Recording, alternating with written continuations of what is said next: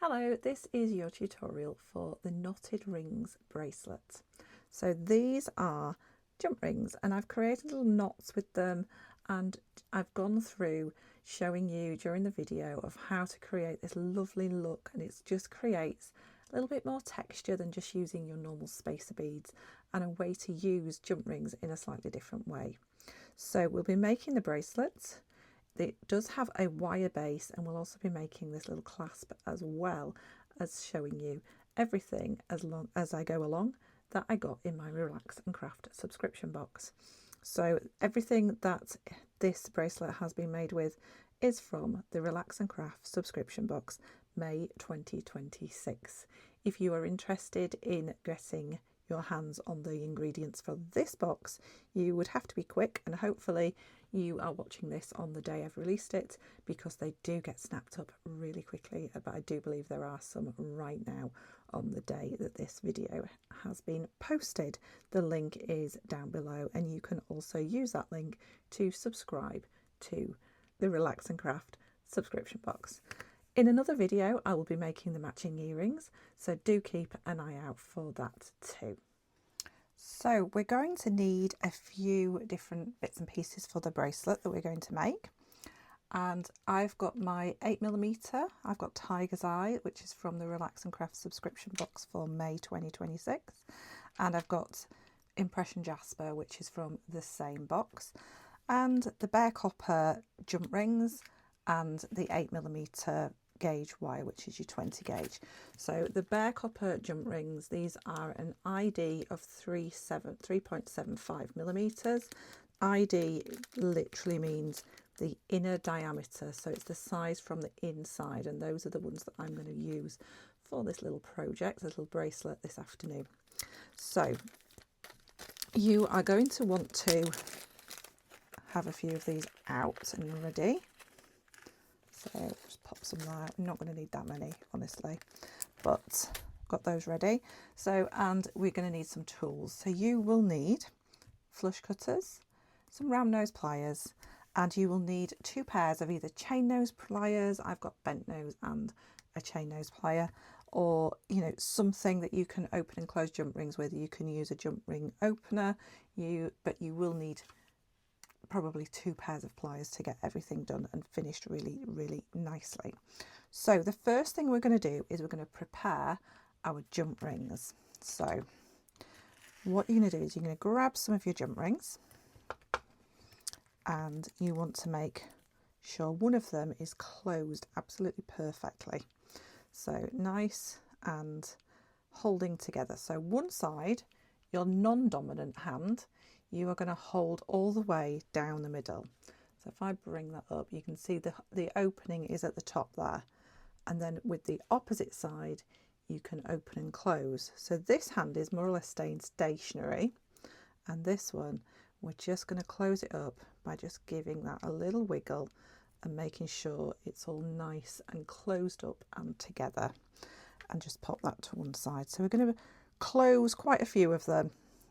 I'm not sure exactly how many I need yet, but we will work it out as we go. So closing up. So I'll join you again in just a few seconds when I've got a lot of these closed up. Okay, so I have got a little selection all closed up now. They are just going to sit there to one side. We'll be opening up the other ones shortly, but what we're going to do is we're going to make these up as we go, and then we know we're adding them all in the same direction. So for the actual internals of the bracelet, we're going to use this 0.8mm 20 gauge wire. So I'm just going to snip that little end off because we don't need that. I could straighten it out, but I'm not going to. So we are going to be using this wire as the base of our bracelet, and each end is going to have a wrapped loop on. Obviously we only need to do one wrapped loop to begin with, so you can thread on and then work off the reel if you want to. Because I'm making a video, it's just easier to take this off the reel. So you can use one of your like bracelet mandrels or a bracelet measurer sort of thing here to kind of guide yourself to a size. I am going to go with what I think is probably about, yeah, about 26, 27 centimetres on there. And that should be perfectly fine. So we're going to make a wrap loop. So we're going to come in just a couple of centimetres or so. So probably about 3 centimetres. We're going to make a right angle. Then we are going to be making a wrapped loop. So just going about halfway down a standard pair of round nose pliers, and I'm holding on the side that is the side that we've kicked away, and as close as possible to that little corner that we just made. And I'm going to bring that piece of wire, the short piece, all the way around until it won't go anymore. Then I'm just going to hold on to my wire and reposition my pliers. So all I've done is turn from there to there. That just opens up this side and allows me to take that all the way across. So now I'm just going to push that just so that we can see it just makes a perfect circle, and we're going to use this tail now to do our wraps. Now what we want to do is we need to retain the shape and the size of the loop. So we're going to hold the entire loop with our chain nose or bent nose pliers, flat nose even, and then we're going to use this little tail just to wrap around, and generally we will try to get round 3 times, which this will just do with not much wastage. Okay, so we can see I've got 3 lovely wraps in there, nice and controlled. And then I'm going to take my pliers and using the flush side of my pliers closest to my work, so that's the flat side, that will allow me to get a very nice neat cut that hasn't got a kind of a point or anything on it. And then now it's nice and short, I'm just going to use my chain nose pliers or bent nose pliers just to nip that end in and just make sure it's nice and smooth. Okay, so now we're going to concentrate on filling up this section. So we're going to be creating another loop on this end. So if you're thinking size wise, you need to have a loop on each end, and you're going to pop a clasp on this as well. So gauging the size will depend obviously on your wrist. I'm going to be making one that suits my wrist, which is a 6.5 inches. So I will be looking at kind of this 17 size here. So we can see if I just pull that down a little bit, we can see I've got plenty of wire to be playing with. We also need to consider the depth of each bead as well, but we should be good with that. Move that to one side. So I'm just going to take these off the strand. Okay, so I've taken some of my beads off the actual strand, and I'm going to start threading. So I'm going to start, because I prefer something smaller, a bit closer to the clasp. So I'm going to start by threading on one of my 6mm size beads. This is the Impression Jasper. Then after that, I'm just going to have my chain nose pliers ready. I am going to pick up one of my closed jump rings, and then I'm going to pick up one of my what are going to be open jump rings. So exactly the same. So just coming across and holding nice and firm with one side, your non-dominant side, and just opening it up like a little door. Then we're going to pop on the ring, close that up, and then we're going to put the bottom ring in front of the top ring. So we just make this little shape, and then that is going to go on, and just whichever way you decide to thread these on, so they're going to be like knotted together, you just continue to thread yours on the same way. So that is going to sit in between, and I will pop on one of my tiger's eye. So, and you get these beautiful little knots of jump rings. So each time we are going to add and then pop it on straight away, and then we know we're adding them all in the same direction, and it will flow nicer. We're going to open up our jump ring, pop it on and close up, make sure it's nice and closed, and then I'm going to take the bottom jump ring and let it come on top of the opposite one and then thread it on. Okay, so we'll get the flow of our jump rings all going in the same direction. Now you can just thread on, you don't have to be looking at the direction of them. It's entirely up to you. It will still look beautiful however you decide to go with yours. Okay, so I'm just going to continue doing this. So I'm alternating my gemstones and adding my little jump ring twist or knot each time. So we're just going to keep adding and adding, popping our next one on and then threading it through in the same direction that we just previously did. Okay, and you're just going to thread that up until you've got the length that you need. So thinking about the length of the bracelet that you want minus the space for the clasp, which is generally around about an inch we need to leave out for the clasp. Right, so I finished threading on and I've finished with a single impression jasper with no jump rings in between. It gives this amazing kind of knotted ring look. I absolutely love this. I am bending this a little bit because I don't want to make it too straight and then put my other wrapped loop on and then not be able to bend it. So I am kind of just bending it around a little bit just so that it's got that nice curve on it. Then we need to make our opposite wrapped loop. So we do that. I want to come nice and close to the first bead or the last bead that I popped on, and I'm making sure that I've got that nicely turned together. I'm just leaving the tiniest gap before I kick that end away. So that little gap is where our wraps are going to go, and we're going to do the exact same thing as we did at the beginning. So about halfway down the round nose pliers, right up nice and close to the angle that we just made, and then bringing that all the way around until we can't go any further, repositioning our pliers and then bringing that across.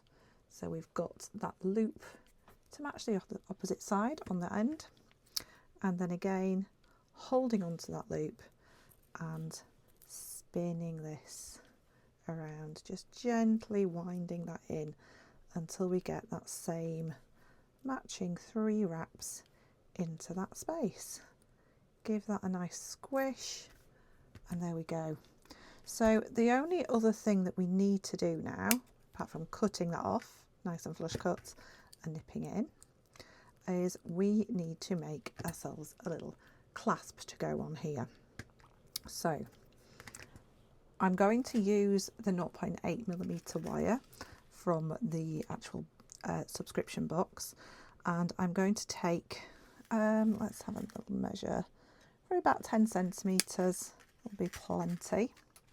Okay, and what I'm going to do is I'm then going to fold this in half. So I'm going to just take the end of this and fold it. It doesn't need to be exactly in the center, but I want to just bring that in just so it's nicely together.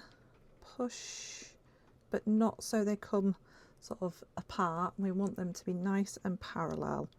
So you might want to just smooth those out a little bit, nice and parallel to each other. Then I'm just going to just encourage it to come together a bit more. Then I'm going to take one of the wires. So I'm going to take the wire that's closest to me.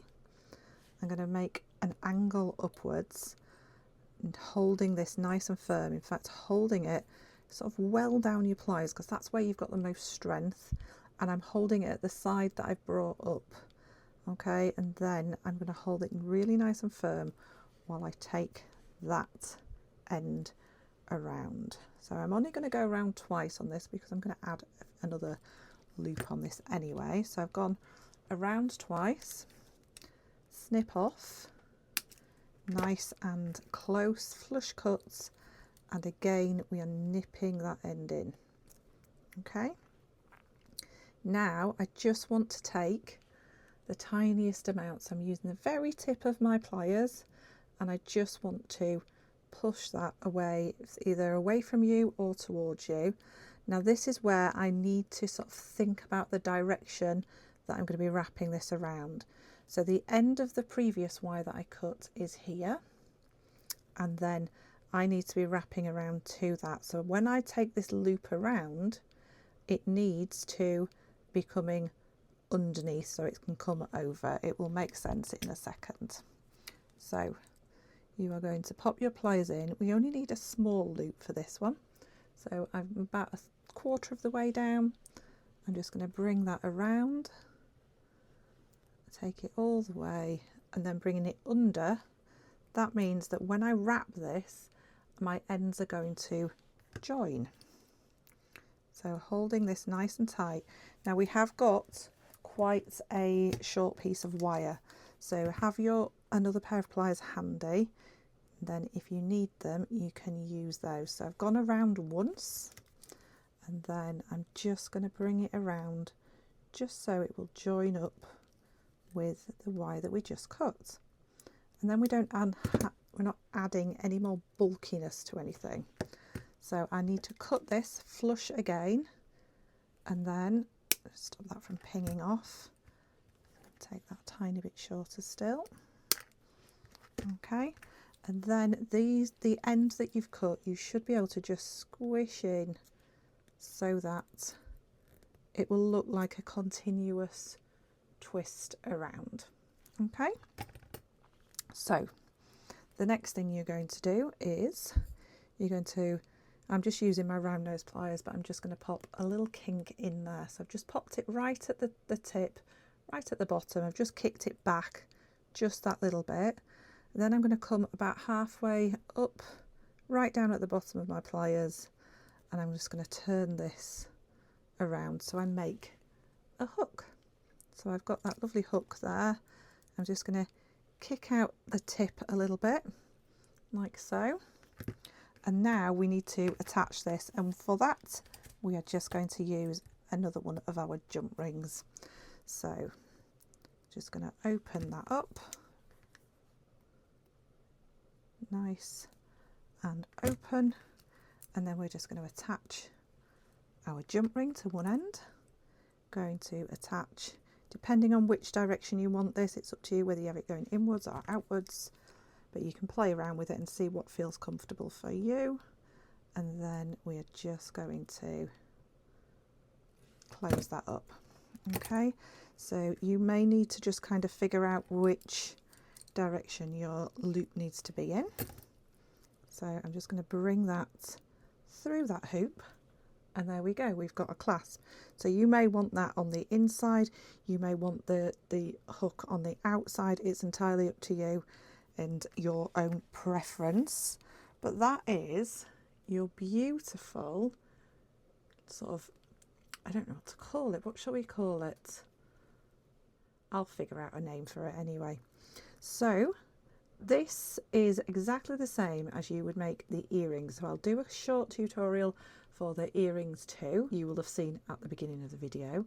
And thank you so much for watching. I hope you enjoy using this technique. You can use it in necklaces, you can use it earrings, bracelets, all sorts. So thank you so much for watching. Take a look at the video suggested. Please consider subscribing. I really do appreciate it.